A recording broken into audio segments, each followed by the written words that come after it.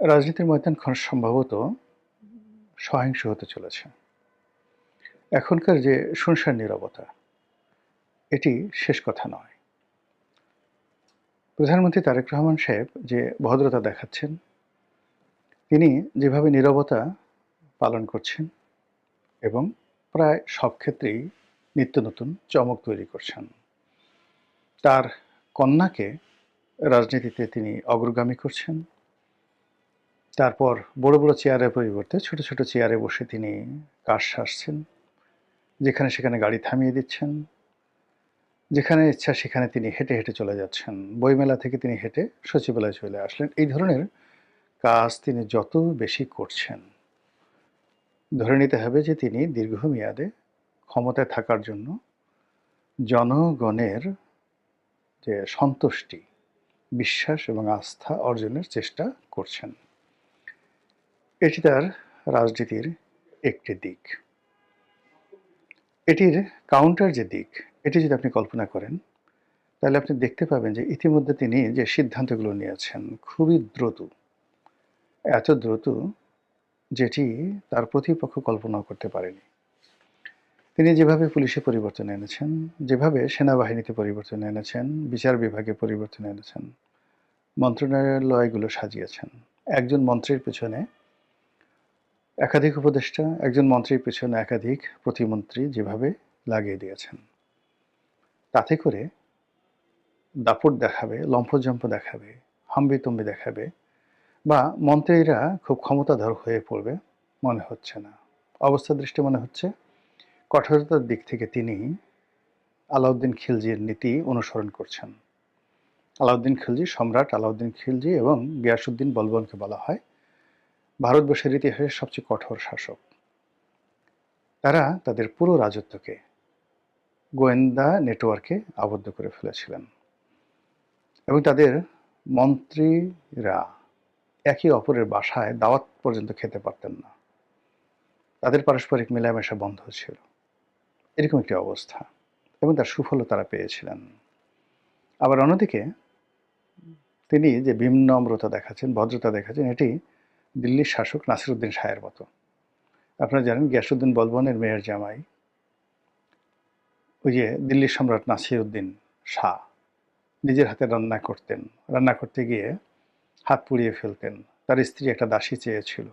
তিনি সেটা দিতে পারেননি। বললেন যে, "ঠিক আছে, তুমি যেহেতু রান্না করতে পারছো না, আমি রান্না করব।" এরকম নরম প্রকৃতির মানুষ ছিলেন। তো তারেক রহমান সাহেব তার চরিত্রে দিল্লির বাদশাহ নাসিরুদ্দিন আর একই সঙ্গে গিয়াসউদ্দিন বলবন এবং আলাউদ্দিন খিলজির কঠোরতা তিনি অবলম্বন করছেন।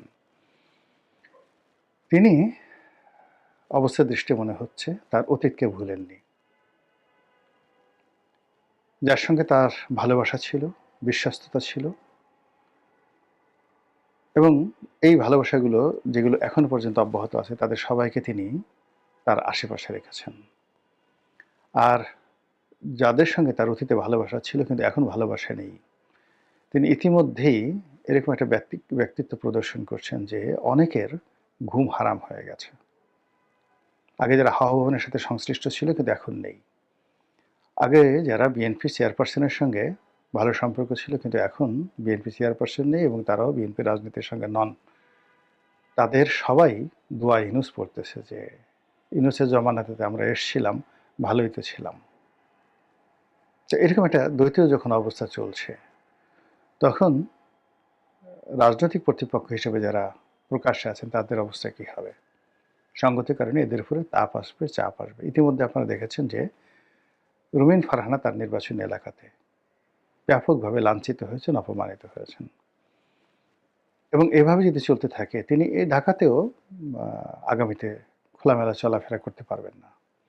আওয়ামী লীগ জমানাতে যেভাবে দিদারসিস শেখ হাসিনাকে গালাগাল করতেন, যেভাবে ডক্টর মোহাম্মদ ইউনূসের জমানাতে গালাগাল করতেন, এমনকি ডক্টর মোহাম্মদ ইউনূসের জমানাতে যেভাবে বিএনপির সমালোচনা করতেন তিনি, সেটা অবস্থা দৃষ্টে মনে হচ্ছে তিনি পারবেন না, একেবারেই পারবেন না।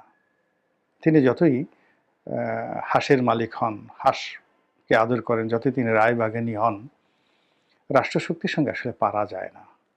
আর তিনি এমন একটা অবস্থায় পৌঁছে গেছেন, সব কথা তিনি আমার খুব স্নেহভাজন ছোট বোন। সব কথা বলা যাবে না। তিনি খুব ভালো করে জানেন। তার ব্যক্তিগত জীবন, তার পারিবারিক জীবন, তার রাজনৈতিক জীবন বিএনপির সাথে এমন জটিলতা তৈরি করেছে, সেই জটিলতার সঙ্গে অনেক কিছু জড়িত, যেটি তিনি রাতারাতি সমাধান করতে পারবেন না। মরে গেলেও তিনি সমাধান করতে পারবেন না।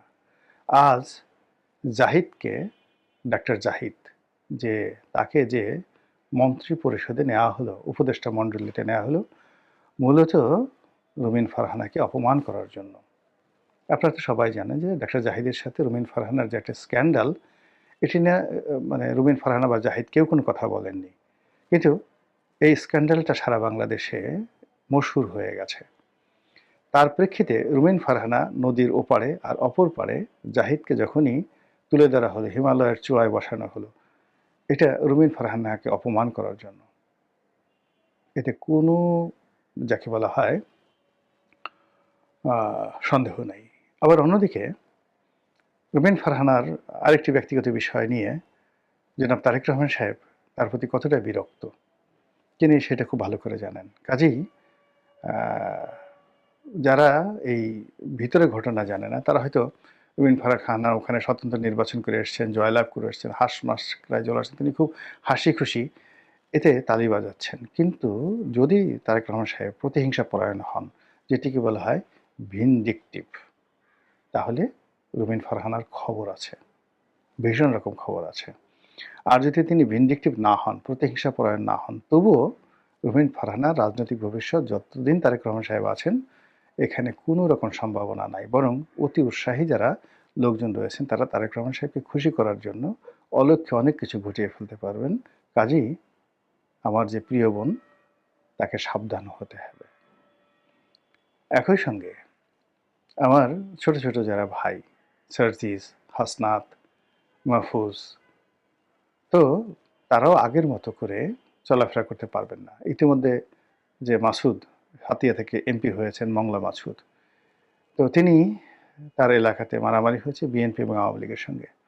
নির্বাচন এলাকায় তিনি ওইবার আসছেন, দ্বিতীয়বার তিনি আর এই কাজ করতে পারবেন না। ঢাকাতেও তিনি সেই যে পোর্টে কী করেছেন তার বিরুদ্ধে নিঃসন্দেহে দেখবেন খুব দ্রুত দুর্নীতির মামলা হবে, খুব দ্রুত দুর্নীতির মামলা হবে। এটা থেকে তিনি রক্ষা করতে পারবেন না। এবং একইভাবে অন্যান্য যে সকল জুলাই বিপ্লবী আছেন, প্রথমত তাদের বিরুদ্ধে প্রচার চালানো হবে, অপপ্রচার চালানো হবে। তারপর তাদের ব্যক্তিগত জীবন নিয়ে নানা রকম প্রশ্ন করা হবে, তাদের ইমেজ সংকটে ফেলে দেওয়া হবে, এবং একটা সময় তারা ধৈর্য হারিয়ে ফেলবেন। এবং ধৈর্য হারিয়ে ফেলানোর পরে একটা যে কোনো একটা অকারেন্স ঘটে গেলে এবং তার প্রেক্ষিতে যদি হুট করে সরকার একটা সিদ্ধান্ত নিয়ে ফেলে, কাউকে অ্যারেস্ট করে ফেলে, কারো কিছু বলার থাকবে না। এবং এটা ঘটে, অনেক ঘটে। আমার নিজের জীবনেই তো দেখুন, যে এই যে ইন্ডিপেন্ডেন্ট টেলিভিশনের যে ঘটনাটি আমার জীবনে ঘটলো, এটা প্ল্যান্ড। দীর্ঘদিন ধরে ২ মাস ৩ মাস ধরে আমাকে প্রভোগ করা হচ্ছিল, আর ৩ মাস ধরে আমি ধৈর্য ধারণ করছিলাম যে এই ধরনের ঘটনা যেন না ঘটে। সালমান এফ রহমান সাহেবের যারা লোকজন আছেন, তারা আমার নির্বাচনী এলাকাতে গিয়ে তাণ্ডব করলো, আমার বাড়ি ঘরে গিয়ে তাণ্ডব করলো। আমি ধৈর্য ধারণ করলাম। আমার অফিসে ২ মাস ধরে তারা সেই সকালবেলা এসে টেলিভিশনের ক্যামেরা সেট আপ করে থাকে, সন্ধ্যা পর্যন্ত বসে থাকে। আমি রাত্রে টকশোতে যাই, রাতে ২টা ২:৩০ পর্যন্ত তারা আমাকে ফলো করে। আমার বাসার সামনে ক্যামেরা। মানে এই ২ মাস যাবত যে কাজগুলো করেছে, সেগুলোকে ইগনোর করে আমি আমার মতো করে চলছিলাম। কিন্তু একটা সময় এসে অল অন এ সাডেন দেখা গেল যে ছোট্ট একটা যে দুর্ঘটনা, সেই দুর্ঘটনার ফলে ওই ছোট্ট একটা ভিডিও ফুটেজ তারা নিয়ে সেটার মাধ্যমে আমার পুরো রাজনৈতিক ক্যারিয়ার, মানে আমার জেলে যাওয়ার সঙ্গে সঙ্গে আমার অভিমান, শেখ হাসিনার প্রতি আমার যে বিশ্বাস এবং আস্থা, সেটা নষ্ট হয়ে যাওয়া, এমপিগিরি করার প্রতি আমার যে আগ্রহ, সেই আগ্রহটা পার্মানেন্টলি নষ্ট হয়ে যায় ওই একটি ঘটনার মাধ্যমে। এবং আজকে এই যে রাজনীতিতে যাচ্ছি না,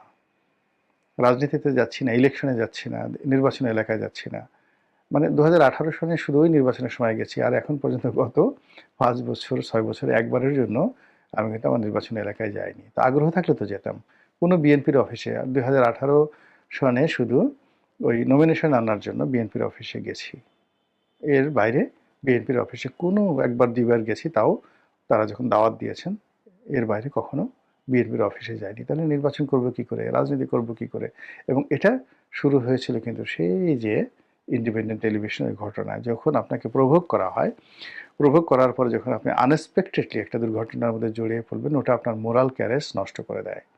এখন যারা এই জুলাই আগস্ট বিপ্লবের নেতা, তাদের মূল শক্তি কি? তারা অর্থনৈতিকভাবে আমাদের সবার চেয়ে দুর্বল, অনেকের চেয়ে দুর্বল। পারিবারিকভাবে তারা তেমন কেউ নয়। শারীরিকভাবে তারা মহাবীর সেই আলেকজান্ডারের মতো নয়, কিংবা মহাবীর হানিবলের মতো নন। তারা আমাদেরই ছোট ভাই, সন্তান তুল্য। তো তাদের মূল বিষয়টা কি? তারা একটি ভালো কাজ করেছেন এবং সেই ভালো কাজ করার ফলে তাদের একটা কনফিডেন্স গ্রো করেছে, আত্মবিশ্বাস গ্রো করেছে, এবং সেই আত্মবিশ্বাসটাই হলো তাদের মূলধন। তো সেই মূলধন এখন আর তারা ক্যাপিটালাইজ করতে পারবেন না, নগদায়ন করতে পারবেন না। বর্তমান সরকার যেভাবে তারা দীর্ঘমেয়াদে কাজ করে যাচ্ছে, তাতে করে এনসিপি এবং জামাত, এই দুটো সংগঠনের মধ্যে যে ঐক্য আছে, বিএনপির প্রথম কাজ হবে এই ঐক্য বিনষ্ট করে দেওয়া, এবং এটা জামাত করতে বাধ্য হবে, এবং যাকে বলা হয় এনসিপি করতে বাধ্য হবে, যদি তারা নিরাপদ থাকতে চায়। কিন্তু তারা যদি বেপরোয়া হয়, তাহলে সরকারও তাদের বিরুদ্ধে বেপরোয়া হবে। প্র্যাকটিক্যাল একটি এক্সপিরিয়েন্স বলি, বিএনপি এবং জামাতের যে ঐক্যবদ্ধতা ছিল, আওয়ামী লীগ কিন্তু আসলে এরকম যুদ্ধাপরাধীদের বিচার টিচার করতে চায়নি। জামাতের বিরুদ্ধে তারা একশোয় যেতে চায়নি, বরং জামাতকে তারা বন্দী হিসাবে পেতে চেয়েছিল। তাদের একমাত্র শর্ত ছিল যে তারা যেন বিএনপির জোট ছেড়ে আলাদা রাজনীতি করে, শুধু এতটুকু। 2009 সন পর্যন্ত তাদের এই দাবি ছিল। তারা যখন তালবাহানা শুরু করলো, তখন দেলোয়ার হোসেন সাঈদী সাহেবকে গ্রেপ্তার করা হলো। 3 মাস দেলোয়ার হোসেন সাঈদী সাহেবকে শুধু বোঝানো হয়েছে যে আপনি জামাতকে আলাদা করে ফেলুন, যদি জামাতের নেতারা না কথা শুনে আপনি আলাদা জামাত গঠন করুন, আমরা আপনাকে সাহায্য করবো। সাঈদী সাহেব রাজি হননি। সাঈদী সাহেব রাজি হননি, এবং সাঈদী সাহেবকে যে 3 মাস পরে আটকে রাখা হয়েছিল, তার বিরুদ্ধে কোথাও একটা জিডি এন্ট্রিও ছিল না বাংলাদেশে। পরবর্তীতে সবকিছু তৈরি করা হয়েছিল। তো এই যে দেখেন, জামাত এবং বিএনপির মধ্যে যে ভাঙন, এই ভাঙন সৃষ্টি করার জন্যই আওয়ামী লীগ জামাতের প্রতি নিষ্ঠুর হয়েছে, বিএনপির প্রতি নিষ্ঠুর হয়েছে। এর কারণ হলো, এই দুটো শক্তি যদি একত্র থাকতো, ওটি আওয়ামী লীগের স্বস্তিতে থাকতে দিত না, এবং সেই 2014 সনেই তাদের পতন হতো। তো সেই দিক থেকে এখন এনসিপি আর জামাত যদি একত্র থাকে, এই দুটো শক্তি, মানে এই দুটো শক্তি হলো 24-এর যে গণ অভ্যুত্থান, সেই গণ অভ্যুত্থানের মূল মাস্টার মাইন্ড, নায়ক, এবং তারা মানে এই গণ অভ্যুত্থানের যত ক্যাপিটাল, এগুলো সবই তাদের হাতে। তো কাজেই তারা রাতারাতি যে শক্তি অর্জন করতে পারে, জনগণের কাতারে মিশে যেতে পারে, তাদের সব কিছু করার অভিজ্ঞতা আছে। এই দুটো সংগঠনে যারা আছেন, এরা anything they can do better than BNP. তো রাজপথে এদেরকে একত্রে রাখা বিএনপির জন্য কোনো অবস্থাতেই নিরাপদ নয়। তারা এখানে ভাঙন ধরানোর চেষ্টা করবেন, আর যদি না ভাঙে, তাহলে এই উভয় পক্ষের উপরই যে রাষ্ট্রীয় দমন পীড়ন যেটা হয়, এটি অনিবার্য, এতে কোনো সন্দেহ নেই। তাহলে সেক্ষেত্রে হাসনাত সার্জিসরা কী করবেন, রুমিন ফারহানা কী করবেন, জামাত কী করবেন, এটা তাদের, আমার শুধু কাজ ছিল বলা, আর বাকি তারা যে সিদ্ধান্ত নেবেন এটা তাদের বিষয়। আর সরকার যে কাজটি করবে, এতে কোনো সন্দেহ নেই। এর কারণ হলো, সরকারের এই জায়গাতে যদি